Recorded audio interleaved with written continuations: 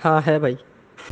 ये देखिए public place यानी कि बस स्टैंड पर धड़ल्ले से बिक रहा है तंबाकू। पब्लिक प्लेस के ऊपर भी आप नहीं सेल कर सकते, मगर बस स्टैंड वगैरह के बाहर आप देखते हैं कि दुकानें हैं। मानसिकता के ऊपर है कि हमने सिगरेट पी ली और हम जो है ना टेंस फ्री हो गए। के अंदर ऐसी कोई चीज़ नहीं है कि आदमी जो है ना डिप्रेशन से बाहर आ जाएगा। अगर ऐसी बात हो तो डॉक्टर जो है ना वो मेडिसिन की जगह जो है ना एक पैकेट विल्स का सिगरेट लिखना शुरू कर देंगे या एक बंडल बीड़ी का लिखना शुरू कर देंगे।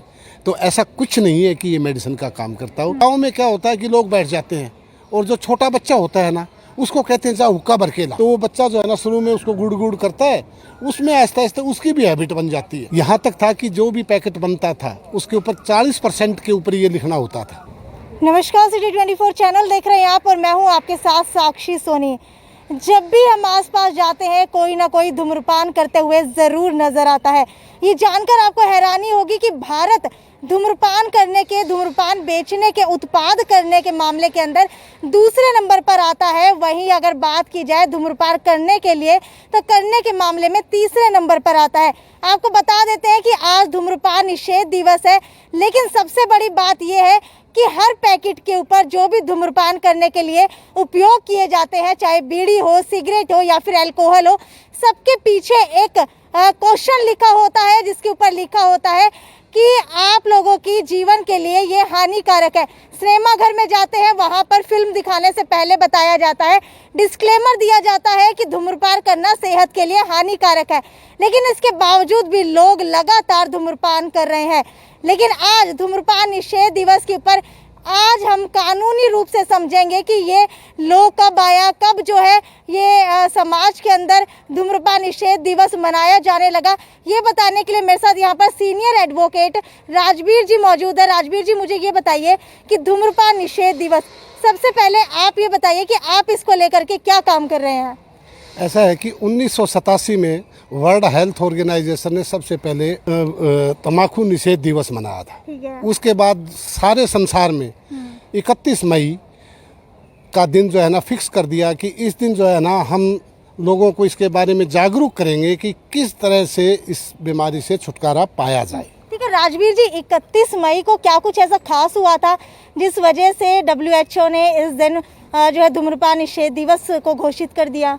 देखिए, उससे पहले काफ़ी देशों में ऐसी बीमारियां थी जिसका मुख्य कारण धूम्रपान था। तंबाकू, चाहे वो किसी भी रूप में हो, चाहे छेना गुटखा हो, तंबाकू, भांग, ये सब चीज़ें जो है ना लोग यूज़ करते थे और जिससे भयंकर बीमारियां फैल रही थी। इसके लिए जो है ना वर्ल्ड हेल्थ ऑर्गेनाइजेशन ने 31 मई के दिन जो है ना ये 1987 में फर्स्ट डे मनाया था। ठीक है, आप लोग धूम्रपान निषेध दिवस के ऊपर क्या कार्यक्रम कर रहे हैं? क्या कुछ आप लोगों की तरफ से लोगों को अवेयर करने के लिए किया जा रहा है? देखिए, हमारे हिसार जिला विधिक सेवा प्राधिकरण के मुख्य न्यायाधीश व सचिव श्री विशाल जी के दिशा निर्देश अनुसार आज हम लोगों को वेबिनार के माध्यम से और जैसे टोल प्लाजा वगैरह चले हुए हैं, इनके ऊपर जा कर के आज हम लोगों को तंबाकू निषेध दिवस के बारे में बता रहे हैं। ठीक है, कानूनी पहलू को अगर समझने की कोशिश करें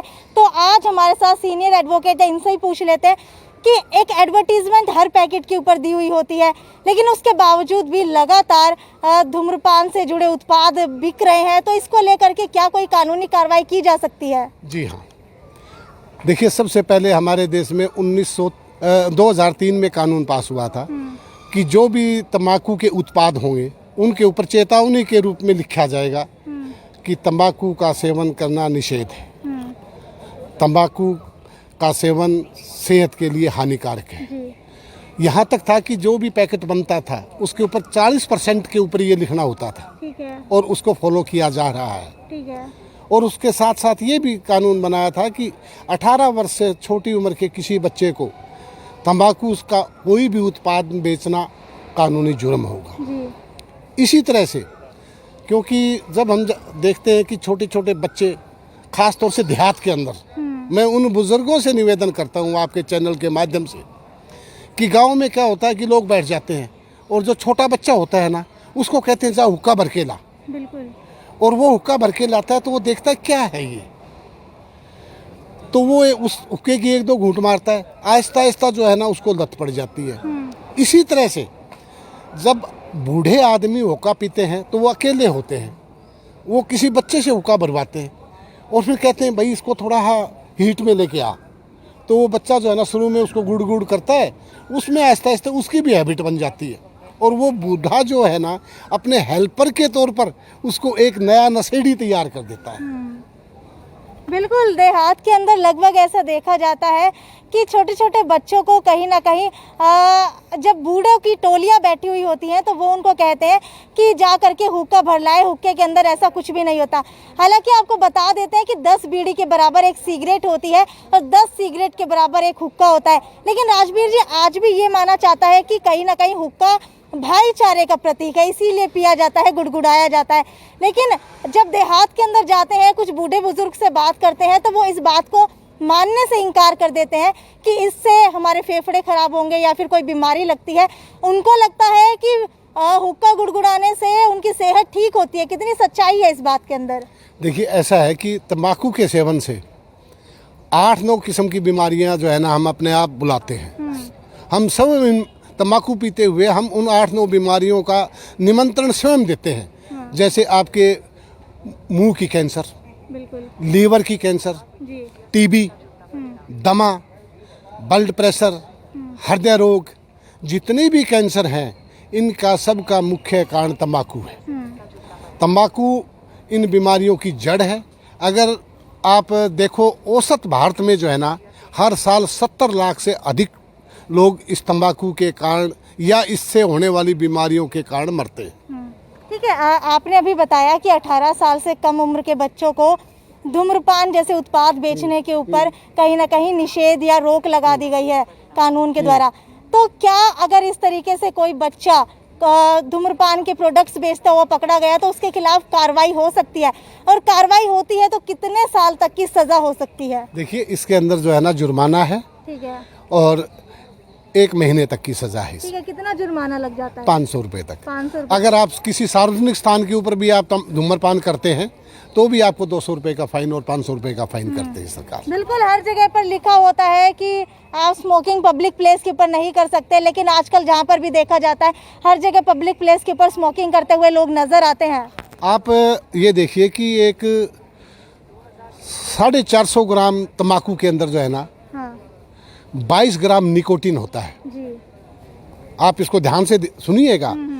450 ग्राम तंबाकू में 22 ग्राम निकोटीन नाम का जहर आ जाता है। बिल्कुल। और एक कुत्ते को मारने के लिए 6 ग्राम निकोटीन अगर किसी कुत्ते को खिला दिया जाए तो वो 3 मिनट में मर जाता है। बिल्कुल, 6 ग्राम। तो देख लीजिए कितना भयंकर है ये। बिल्कुल बिल्कुल, 6 ग्राम निकोटीन किसी कुत्ते को खिला दिया जाए तो वैसे ही मर जाता है। और एक 450 के उसके अंदर 22 ग्राम का निकोटीन होता है। देखिए कितना घातक और कितना जानलेवा, यानी कि मौत को हम लोग खुद बुलावा दे रहे हैं। स्वयं निमंत्रण दे रहे हैं मौत को, स्वयं निमंत्रण दे रहे हैं मौत को। इसलिए अगर हमें अपने स्वास्थ्य के ऊपर ध्यान देना है तो सबसे पहले हमें तंबाकू के हर प्रोडक्ट का, चाहे वो सूंघने का हो, चाहे वो पीने का हो, चाहे खाने का हो, इनसे अलविदा करना होगा। ठीक है राजवीर जी, ये तो हमारे हिस्से की बात हो गई, लेकिन कानूनी हिस्से की सरकार के पहलू से बात की जाए तो सरकार ने अब तक क्या कदम उठाए हैं? क्योंकि सिर्फ एक प्रोडक्ट के ऊपर एडवर्टीजमेंट देने से मुझे नहीं लगता कि धूम्रपान करना कम हो जाएगा, प्रोडक्ट्स बिकने कम हो जाएंगे। क्योंकि अगर प्रोडक्ट मार्केट के अंदर आएंगे, जहर भी अगर मार्केट के अंदर आता है, मेडिकल के ऊपर उपलब्ध होता है, तो ज़रूर लोग लेके जाएंगे डिप्रेशन के कारण। तो ये तो धूम्रपान है जिससे लोग मतलब धूम्रपान करने के बाद ये समझते हैं कि हमारा कहीं ना कहीं मेंटल लेवल जो है ठीक हो गया है। कोई भी स्ट्रेस होता है, आजकल के युवाओं से जब बात करने की कोशिश करते हैं तो वो कहते हैं कोई भी स्ट्रेस होता है, दिक्कत होती है तो एक सिगरेट पी लीजिए और जो है आपका स्ट्रेस खत्म हो जाएगा। तो सरकार की तरफ से क्या कदम उठाए जा रहे हैं? ऐसा है कि ये सिर्फ एक हमारा मानसिकता के ऊपर है कि हमने सिगरेट पी ली और हम जो है ना टेंस फ्री हो गए, इससे ऊपर कुछ नहीं है। जबकि इसके अंदर ऐसी कोई चीज़ नहीं है कि आदमी जो है ना डिप्रेशन से बाहर आ जाएगा। अगर ऐसी बात हो तो डॉक्टर जो है ना वो मेडिसिन की जगह जो है ना 1 पैकेट विल्स का सिगरेट लिखना शुरू कर देंगे या 1 बंडल बीड़ी का लिखना शुरू कर देंगे। तो ऐसा कुछ नहीं है कि ये मेडिसिन का काम करता हो। ये सिर्फ हमारे मानसिक दबाव का ऐसा कारण है कि दिमाग में ये रहता है कि ऐसा हो रहा है, ऐसा हो रहा है। ऐसा तो कुछ सरकार की तरफ से क्या कदम उठाए गए हैं? सरकार जो है ना फाइन कर रही है, मगर इन मामलों में आम पब्लिक सहयोग नहीं कर रही। अगर कहीं कोई बेच रहा है उसके अगेंस्ट कोई कंप्लेंट देने के लिए तैयार नहीं होता। जब तक कोई कंप्लेंट ना दे तो तब तक कानून क्या करेगा। सबसे मोटी दिक्कत आप कह रहे हैं कि कंप्लेंट नहीं देते हैं। मान लीजिए शराब की बात की जाए, शराब भी हमारे शरीर के लिए हानिकारक है, लेकिन अगर बात की जाए सरकार की, तो सरकार को सबसे ज़्यादा प्रॉफिट जो है शराब से ही होता है। तो क्या इसी तरीके से सबसे ज़्यादा प्रॉफिट सरकार को ये इन तंबाकू जैसे प्रोडक्ट से हो रहा है, तभी इन प्रोडक्ट्स को बैन नहीं किया जा रहा? हिंदुस्तान दुनिया का 2 नंबर का देश है, जिसके अंदर दूसरे नंबर पर है कि जहाँ सबसे ज़्यादा उत्पादन तंबाकू का हमारे देश में होता है, बिल्कुल और वो हम बाहर बेचते हैं। बिल्कुल। तो सरकार की कमाई का साधन तो है ही, वो किसी न किसी रूप में तो कमा ही रहे हैं, इसीलिए ये ऐसा हो रहा है। ठीक है, क्या कोई ऐसा लॉ बनाया गया है जिसके अंदर आने वाले दिनों के अंदर अगर कोई फाइल करता है कंप्लेंट, तो वहाँ से जो है इस तरीके के प्रोडक्ट्स बिकने बैन हो सकते हैं? जी, क्या? जैसे स्कूल वगैरह के नज़दीक जो है ना, ठीक है, वहाँ जो है ना आप कैंटीन में, स्कूल की कैंटीन में धूम्रपान के उत्पाद जो है ना नहीं बेच सकते। इसी तरह से पब्लिक प्लेस के ऊपर भी आप नहीं सेल कर सकते, मगर बस स्टैंड वगैरह के बाहर आप देखते हैं कि दुकानें हैं। तो इसके लिए सरकार को और ख़ास तौर से पुलिस विभाग को इसके ऊपर ध्यान देना चाहिए, और इस बीमारी को दूर करने के लिए पुलिस विभाग का सबसे अहम रोल है। तो क्या कोई लॉ है इसके अंदर? लॉ को क्या नाम दिया गया है? लॉ तो कई बने हैं, कई लॉ बने हैं, एक लॉ नहीं है तंबाकू के ऊपर, मगर उसका इम्प्लीमेंट प्रॉपर नहीं है। ठीक है, अगर भारत की बात की जाए तो कितने प्रतिशत महिलाएं जो हैं तंबाकू का सेवन करती हैं? 40% लेडीज जो है ना वो लेडीज़ करती हैं, और ख़ास तौर से जो लेडीज़ तंबाकू का सेवन करती है उनको जो है ना प्रेगनेंसी की प्रॉब्लम आती है, वो एनेमिक हो जाती हैं। ये बीमारियां इनसे लेडीज़ में विशेष रूप से आती हैं। और इसी तरह से जेंट्स में कि जैसे नपुंसकता है, ये जो है ना धूम्रपान का एक मेन कारण है। तो इसलिए अपने आप को स्वस्थ रखने के लिए और अपने परिवार को बचाने के लिए हमारे लिए ज़रूरी है, बहुत ही ज़रूरी है कि धूम्रपान सिर्फ आज के दिन ही नहीं, हमेशा के लिए निषेध किया जाना चाहिए। बिल्कुल। तो ये हमारे साथ सीनियर एडवोकेट राजबीर थे, जिन्होंने हमें साफ तौर के ऊपर बताया कि कौन सा लॉ जो धूम्रपान निषेध दिवस है इसको लेकर के बनाया गया है, किस तरीके से धूम्रपान निषेध दिवस हमारे भारत के इतिहास के अंदर मनाया जाने लगा। हालांकि अगर बात की जाए धूम्रपान की, तो 70% महिलाएं भी कहीं ना कहीं धूम्रपान करती हुई नजर आती है, और देहात के अंदर बात की जाए तो ज़्यादातर जो ग्रामीण क्षेत्र हैं उनके अंदर जो बुजुर्ग महिलाएं हैं वो इसको कहीं ना कहीं अपनाती हुई नजर आती हैं। खैर, ये तो यहीं तक की बात ही, देखते हैं आगे किस तरीके से सरकार इसके ऊपर कदम उठाती है कड़े, क्योंकि एक एडवर्टीजमेंट देने से नहीं लगता कि भारत के अंदर इस तरीके से धूम्रपान निषेध हो जाएगा। ये थी साक्षी सोनी की रिपोर्ट, सिटी 24।